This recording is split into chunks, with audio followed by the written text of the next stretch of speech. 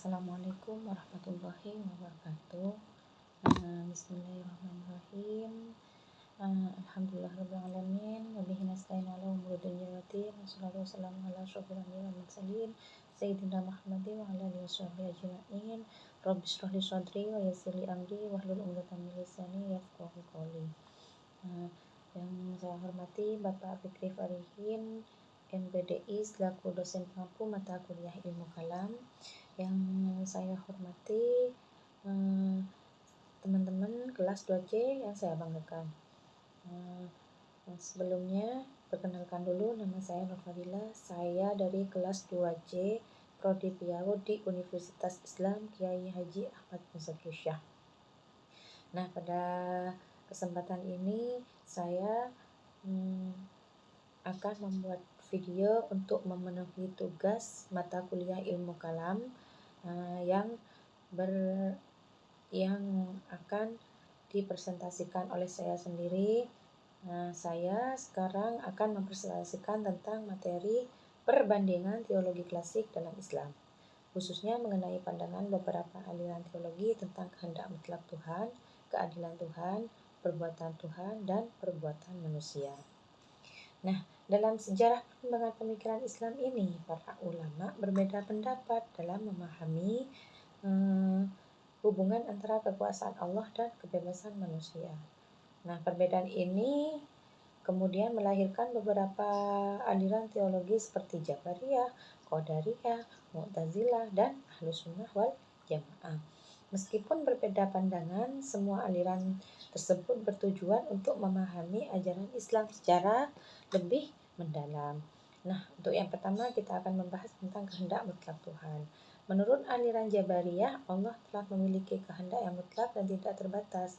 Semua itu terjadi di dunia, termasuk tindakan manusia, sepenuhnya merupakan kehendak dan ketentuan Allah. Nah, dalam pandangan ini, manusia itu diibaratkan seperti wayang yang digerakkan oleh dalamnya, sehingga manusia tidak memiliki kebebasan yang sebenarnya. Sebaliknya, aliran Qadariyah itu berpendapat bahwa manusia memiliki kehendak dan kebebasan untuk menentukan perbuatannya sendiri. Allah itu memang menciptakan manusia dan memberikan kemampuan, tetapi manusia itu sendirilah yang menentukan pilihan dan tindakannya. Pandangan yang hampir sama juga dikemukakan oleh Mu'tazilah. Mereka meyakini bahwa manusia itu harus memiliki kebebasan agar dapat mempertanggungjawabkan seluruh perbuatannya di hadapan Allah Subhanahu wa Ta'ala. Menurut mereka, jika manusia tidak memiliki kebebasan, maka konsep pahala dan dosa menjadi tidak adil. Nah, sementara itu Ahlus Sunnah wal Jamaah mengambil posisi yang lebih moderat. Mereka itu berpendapat bahwa segala sesuatu tetap berada dalam kehendak Allah, tetapi manusia juga diberikan kemampuan dan pilihan dalam melakukan perbuatannya.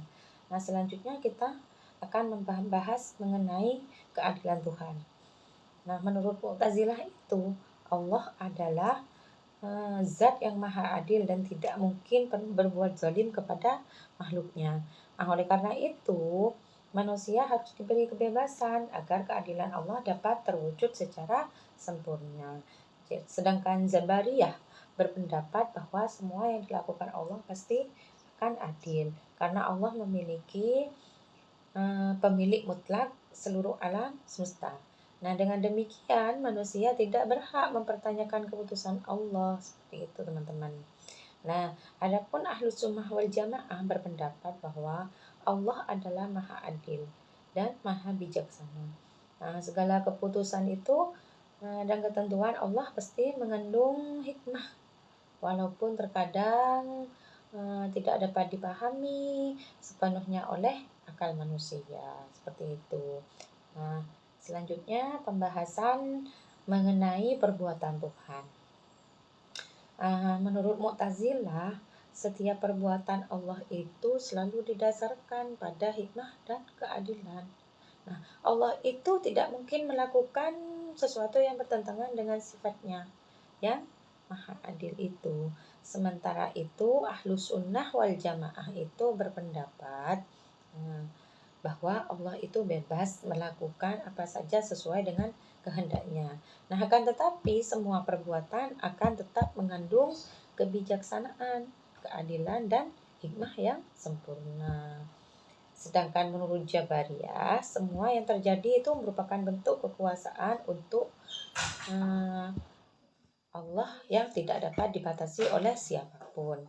Nah, yang terakhir kita akan membahas tentang perbuatan manusia.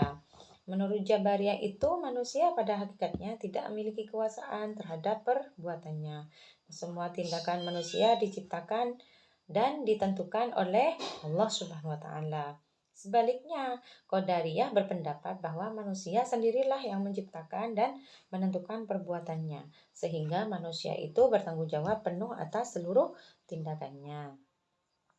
Nah, pandangan ini juga didukung oleh Mu'tazilah yang menyatakan bahwa manusia itu memiliki kebebasan dan kemampuan untuk melakukan perbuatannya sendiri. Sedangkan Ahlu Sunnah wal Jamaah khususnya melalui teori khas dari Imam Al-Asy'ari berpendapat bahwa Allah itu menciptakan perbuatan, tetapi manusia memiliki kemampuan untuk memilih dan melaksanakan perbuatan tersebut.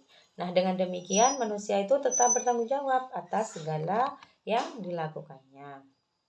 Nah, jadi intinya itu dapat kita pahami bahwa perbedaan teologi klasik dalam Islam itu muncul karena adanya perbedaan cara pandang terhadap hubungan antara kekuasaan Allah dan kebebasan manusia. Nah, Jabariyah lebih menekankan kekuasaan mutlak Allah, Qadariyah dan Mu'tazilah lebih menekankan kebebasan manusia. Sedangkan Ahlu Sunnah wal Jamaah itu mengambil jalan tengah antara keduanya. Nah, seperti itu. Jadi perbedaannya ini menunjukkan bahwa tradisi pemikiran Islam memiliki kekayaan intelektual yang sangat luas. Oleh karena itu, kita perlu mempelajarinya dengan sikap terbuka, bijaksana, dan saling menghormati. Seperti itu, teman-teman. Demikianlah presentasi yang dapat saya sampaikan. Mohon maaf apabila terdapat kekurangan dari saya. Semoga materi yang tadi bisa bermanfaat bagi kita semua. Wabillahi taufiq wal hidayah. Wassalamualaikum warahmatullahi wabarakatuh.